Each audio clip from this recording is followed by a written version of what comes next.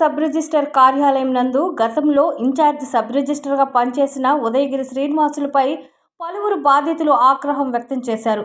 గతంలో ఇలానే ఉదయగిరి శ్రీనివాసులపై పలు అభియోగాలున్నాయి.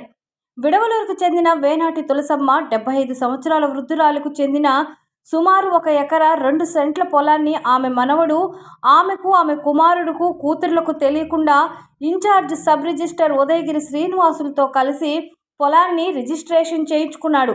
ఆమెకు పెన్షన్ రాకపోవడంతో మనవడు మభ్యపెట్టి వేలిముద్ర వేస్తే పెన్షన్ వస్తుందని చెప్పి ఉదయగిరి శ్రీనివాసుల వద్ద ఆమె మనవడు తన పేరు మీదకి పొలాన్ని రిజిస్ట్రేషన్ చేయించుకున్నాడు. వేనాటి తులసమ్మకు 2 కుమారులు, 2 కూతుర్లు ఉన్నారు. పెద్ద కొడుకు, 2 కూతుర్లకు తెలియకుండా రెండో కుమారుడు బిడ్డ అప్పట్లో ఉన్న ఇన్ఛార్జ్ సబ్ రిజిస్టర్ ఉదయగిరి శ్రీనివాసులతో కుమ్మక్కై డబ్బులు ఇచ్చి అక్రమంగా పొలాన్ని తనపై రిజిస్ట్రేషన్ చేయించుకున్నారు. అసలు విషయం బయటకు రావడంతో దానిపై బాధితులైన తులసమ్మ కొడుకు, 2 కుమార్తెలు సబ్ రిజిస్టర్ కార్యాలయంలో ప్రస్తుతం సీనియర్ అసిస్టెంట్లుగా పనిచేస్తున్న ఉదయగిరి శ్రీనివాసులను నిలదీశారు. మాకు తెలియకుండా మీరు ఎలా రిజిస్ట్రేషన్ చేస్తారని ఆగ్రహం వ్యక్తం చేశారు. కోవూరు సబ్స్టేషన్ కార్యాలయంలో కొంతసేపు గందరగోళం నెలకొంది. అయినప్పటికీ ఉదయగిరి శ్రీనివాసులు నాకు తెలియదని, ఏం చేసుకుంటారో చేసుకోపోండని బాధితులపై ఆగ్రహం వ్యక్తం చేశారు. బాధితులు మీడియాను ఆశ్రయించి ఇంత జరుగుతున్నా జిల్లా అధికారులు ఎందుకు ఇటువంటి వారిపై చర్యలు తీసుకోవడం లేదని, మాకు ఇక్కడ న్యాయం జరగకపోతే కలెక్టర్ని ఆశ్రయిస్తామన్నారు. ఇవే కాకుండా ఉదయగిరి శ్రీనివాసులపై జిల్లాలో పలు సబ్ రిజిస్టర్ కార్యాలయాల్లో అవినీతికి పాల్పడినట్టు ఆయనపై అభియోగాలున్నాయి. సస్పెండ్ కూడా చేయడం జరిగింది. ఇంత జరుగుతున్న అధికారులు ఎందుకు ఇలాంటి వారిపై విచారణ చేపట్టడం లేదని, ఇకనైనా ఇటువంటివి జరగకుండా చర్యలు చేపట్టాలని ప్రజలు కోరుకుంటున్నారు.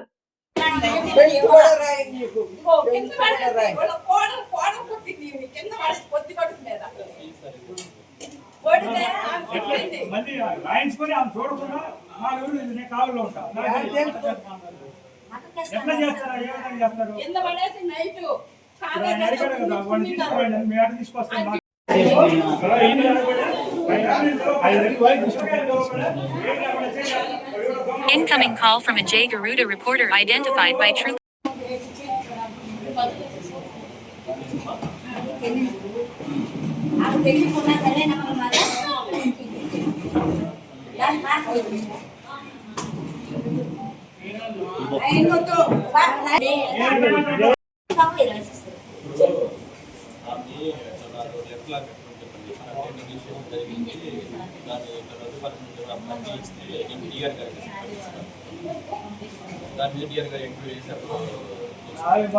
కనపడకపోతే వాడు పడుచుకోవాలి. నేను పోయి పేరు పెట్టి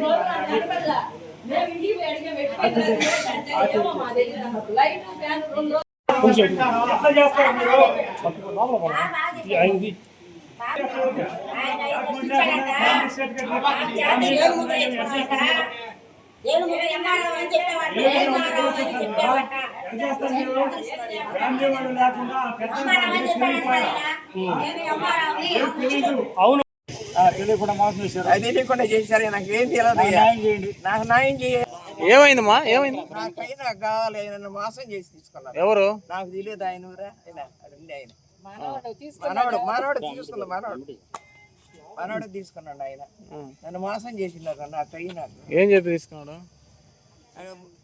డబ్బులు పడతాయి దానికి నువ్వు వేస్తే ముద్ర కానీ ఇస్తే డబ్బులు పడతాయి అన్నాడు. అవన్నీ వేయించుకున్నాడు.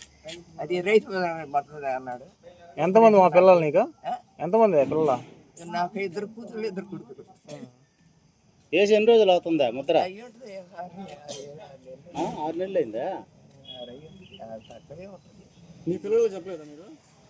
నేను ఊరికి చెప్పలేదు. అయ్యా లేదా మా చేస్తే నాకు అసలు చెవుడు, నాకు వినపడదు. పండుగ తీసారు, చేసుకొచ్చి ముద్ర వేయించుకున్నాను. ఇప్పుడు ఏమన్నాడు అడిగితే? నేను ఆడైనా రాయించుకోపోయి ఊరికైనా కోర్టు చింటు కూడా ఈయను.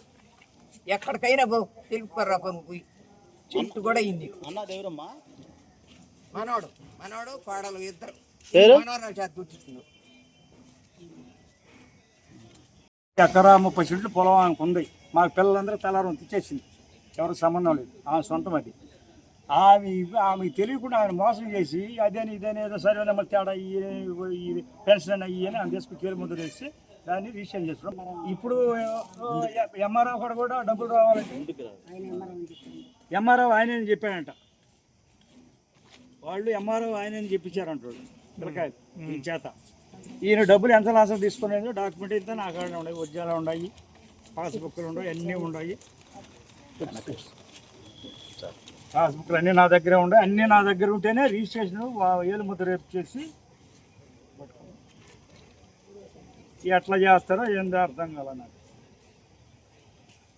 డాక్యుమెంట్ అంతా నా దగ్గర కావాలో ఉన్నాయి. ఆమెను మభ్య పెట్టి ఏదేదో చెప్పి మాకైతే మొన్న ఈ డబ్బులు పడ్డాయి ఈ పోయి కనుక్కున్నదా మాకు తెలియదు.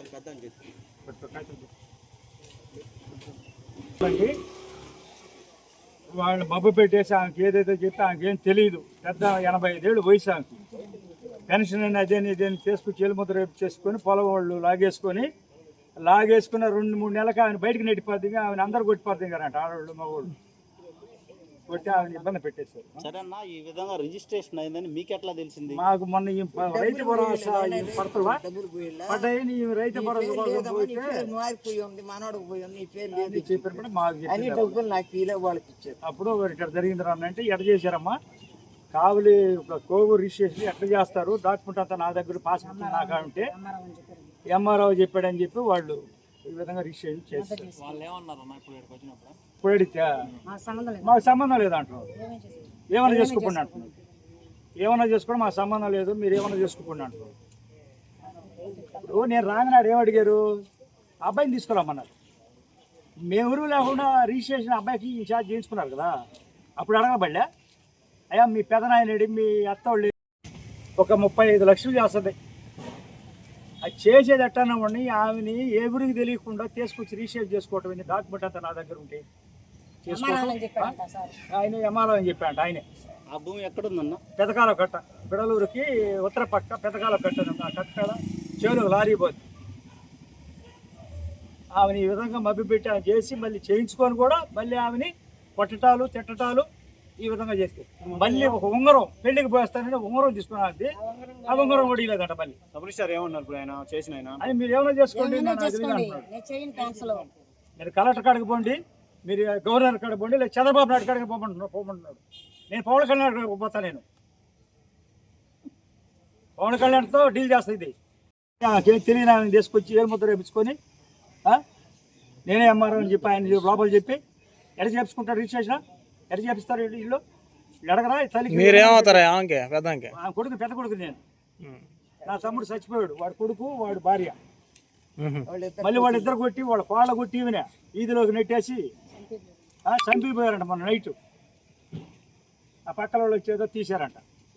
ఆ విధంగా ఆమెను ఇబ్బంది పెట్టు. ఆమె ఆస్తి ఆమెకు కావాలి, మాకేం పడలే, ఆమె ఆమెకు కావాలంతే. అదే మేము గవర్నమెంట్ని కోరుకునేది, అదే మేము. ఆమె ఆస్తి ఆమెకి ఇచ్చేయాలి. తర్వాత తనంతరం ఇబ్బంది పెట్టి అప్పుడు ఎవరికో తలారంతో ఇష్టం, లేకపోతే చారాలకు రాసి ఇటు కూడా పోద్ది. మాకేం ఆమె ఇవ్వాలని మేము ఆశపడతాం, కానీ ఆమె బాగుండాలని మేము కోరుకునేది అంతే. మళ్ళీ నిదానంగా నీకు నేను రిజిస్టర్ చేస్తాను, వాళ్ళు ఇక మన జోలికి రారు, ఒక నెల ఆగితే మన కైలు మనకు దక్కవు అని ఆమె చెప్పి నా దగ్గరకు వచ్చింది. ఆమె కేవలం వస్తే నేనుండి మామూలుగా చెప్తా, నేను మాట్లాడతానని చెప్పాను. అప్పటికే తీసుకుపోయి దొంగతనంగా రిజిస్టర్ చేసి అమ్మ ఉందామి.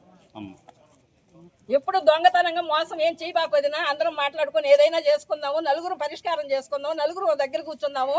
ఆమెను ఎప్పుడు కోవురికి కానీ తీసుకోపోయి నువ్వు దొంగతనంగా మోసం చేయవద్దని నేను పక్కలో ఒక్కని పెట్టి అమ్మాయికి చెప్పాను. నేను చెప్తే సైగ్గా తీసుకెళ్ళిపోయి రిజిస్టర్ చేయించుకొని వచ్చి మీరేం చేసుకుంటారో చేసుకోండి, దిక్కున్న చోట తేల్చుకోండి, మా అత్త మా ఇష్టము, అసలు మీరు రావాల్సిన అవసరం కూడా లేదు మా ఇంటికి. ఆమె మీరు అసలు దగ్గరికి కూడా తీయటానికి కూడా లేదు, నేను పెట్టింది తిని ఆమె ఉంటుంది, మీరు తీస్తేనే ఆమె ఇవాళ ఉండదు అనే విధంగా ఆమెని శాడిజం చేసేసారు. బాగా పిచ్చిది అయిపోయింది ఆమె. ఇక మేము వెళ్ళి తీసుకొచ్చుకొని ఇంట్లో పెట్టుకున్నాం 2 నెలల నుంచి. మళ్ళీ వారం నుంచి ఈయన దగ్గరికి వెళ్ళిపోయింది, మా దగ్గర కూడా ఉండలా. మళ్ళీ మేము ఊరినే పోయి నేను ఏడ తినాలి, వాళ్ళ ఇళ్ళల్లో నేను ఏడుండేను, ఎన్ని సరే పెడతాది, వాళ్ళ కొడుకు మా మనవరాలు నన్ను ఎవరు చూస్తారని చెప్పి ఈమె మా ఈదులో పడి ఉంటే అప్పుడు తీసుకొని నేను పరిష్కరిస్తాను, నువ్వు ఎందుకు తులసమ్మా నువ్వు బాధపడేది అని తెలిసిన అమ్మాయి పరిష్కరిస్తాను, ఎందుకు బాధపడబాకు, నా దగ్గర ఉందని చెప్పి వారం రోజుల నుంచి ఆమె దగ్గర పెట్టుకోవాలి. నమస్కారం నానా. వారం క్రితము పోయిన సోమవారం రోజు యమరాజు ఆఫీస్ దగ్గరకు నేను వెళ్తున్నాను. నేను బయట కూర్చొని ముందు డబ్బా తీసుకుని కూర్చోనింది. ఎవరమ్మా నువ్వు ఇక్కడ ముందుగా పట్టించుకొని కూర్చోవడం అని నేను అడిగాను. అమ్మా నేను అమ్మారానని చెప్పి కోవూరులో నా చేత ఏలు ముద్ర వేయించుకొని పింఛన్ వస్తుంది, రేపు డబ్బులు పడతాయని చెప్పి ఇది మారిపోండి నెంబర్లు చంద్రబాబు నాయుడు నెంబర్లు మార్చేసి ఉన్నాడు. నువ్వు కోవూరుకి వచ్చి అమ్మారా కాడ కానీ ముద్ర వేస్తే నాకు వస్తాయని చెప్పిన తర్వాత నేను కోవూరుకి నా మనవడు నా కోడలు తీసుకెళ్ళి బయట రోడ్లోనే కూర్చోబెట్టి ఆయన వచ్చి నేను అమ్మారావునమ్మా నువ్వు దీని మీద ముద్ర కానీ వేస్తే నీకు కైలుకి డబ్బులు పడతాయి, నీ పింఛని వస్తుందని చెప్పి నీ చేత ఏలు ముద్ర వేయించుకున్నారంట. ఇది వేసిన తర్వాత పింఛనికి పోతే పింఛన్ డబ్బులు వచ్చాయంట. ఆమెను మళ్ళీ పక్కన వాళ్ళు కైలు డబ్బులకు పోయిన తర్వాత ఇంకోటి కూడా పోతే నీ 7,000 రాలేదు, నీ మనవడ మీద దాన్ని రాసిచ్చేస్తుండవు, వాళ్ళకి పడిపోయే డబ్బులు వాళ్ళని పోయి చెప్పి వాళ్ళు చెప్పారంట డబ్బులు ఇచ్చేవాళ్ళు. ఆమె నేరుగా కోవూరుకి వచ్చి రిజిస్ట్రేషన్ ఆఫీస్లో సార్ని అడిగితే నాకేం సంబంధం, నువ్వు రాయమంటే నేను వాళ్ళకి రాసేసాను, నీ దిక్కున్న చోట చెప్పుకోపో, ఎవరి కాడికైనా పో, కలెక్టర్ కాడకు పో, ఎవరికైనా పో, ఎమ్మారా కాడికైనా పో, కేసు అయినా పెట్టి ఏం చేసినా నీకు చల్లవు, నువ్వు ఆడైనా బతుకునే తప్ప నా ముందు దాటానికి వచ్చి ఇచ్చింది. నా దగ్గరకు వచ్చిన తర్వాత వాళ్ళ పిల్లల దగ్గరకు పోయింది. వాళ్ళ పిల్లలు కూడా నా యాక్ట్ లేకపోయిన తర్వాత వాళ్ళు ఏం చూస్తారులే, వాళ్ళు ఏమైనా అంటారో అని చెప్పి నా దగ్గరకు వచ్చి పెట్టుకోవడం వారం నుంచి ఆమెకు పరిష్కారం ఇది న్యాయబద్ధంగా ప్రతి జిల్లాలో ప్రతి రాష్ట్రంలో ఈ ముసలిళ్ళకి న్యాయం జరగాలని నేను కోరుకుంటున్నాను. నేను ఒక దళిత నాయకురాలని, ఆమెకు న్యాయం జరిగిన దాకా ఈ పోరాటం ఏం తగ్గదు.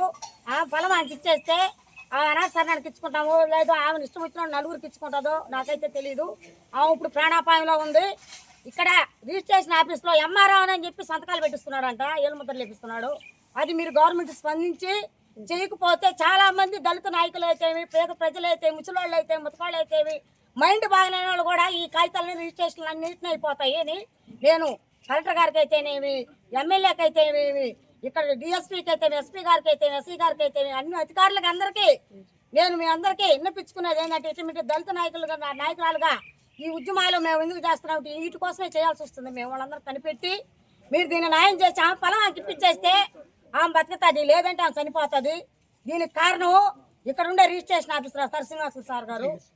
ఆ సార్ మేము పోయి లోపలికి పోయి నేను అడిగితే అవునమ్మా ఆ రిజిస్ట్రేషన్ చేసిన ఆయన మీరు పోయి తీసుకొచ్చుకోనట, మేమేమన్నా రిజిస్ట్రేషన్ చేసాము ఇంకా మేము పోయి తీసుకొచ్చుకునేదానికి. ఆయన 5 లక్షలు తీసుకొని ఇక ఆ అబ్బాయి ఇక్కడ 5 లక్షలు తీసుకొని మా ఊరు నాయకుడు కూడా ఆయన పేరు కూడా రేపు చెప్తాను, ఈరోజు చెప్పను. ఆ నాయకుడు వాళ్ళిద్దరూ వాళ్ళ కోడలు మనవడు వచ్చి 5 లక్షలు ఇచ్చారంట ఆయనకి. రిజిస్ట్రేషన్ ఆఫీసులో కూడా కాదంట, ఒక యాప్ చెట్టు ఉంటే యాప్ చెట్టు కింద కూర్చోబెట్టుకొని ఆ చేత ముద్ర వేసుకున్నారంట. దీన్ని మీరు అధికారులు కలెక్టర్ కానీ, జాయింట్ కలెక్టర్ గారు కానీ, రిజిస్ట్రేషన్ అప్పుడు పెద్ద అధికారులు అయితేవి, ఎమ్మెల్యే గారు మన ప్రశాంత్ రెడ్డి అయితేవి, పవన్ కళ్యాణ్ అయితేవి, మన ముఖ్యమంత్రి చంద్రబాబు నాయుడు అయితేవి, ఇక్కడ ఉండే పెద్ద నాయకులు అయితేవి, అందరు కలిసి ఇటువంటి పేదోళ్ళకి ఒక్కడికే కాదు ఈ ఆఫీసు కూడా చాలా మందికి అన్యాయం జరిగిపోతుంది ఇక్కడ. దాన్ని మీరు ఖండించి వాళ్ళది క్యాన్సిల్ చేసి ఇంక ఇవ్వాలని మేము అందరం కోరుకుంటున్నాం.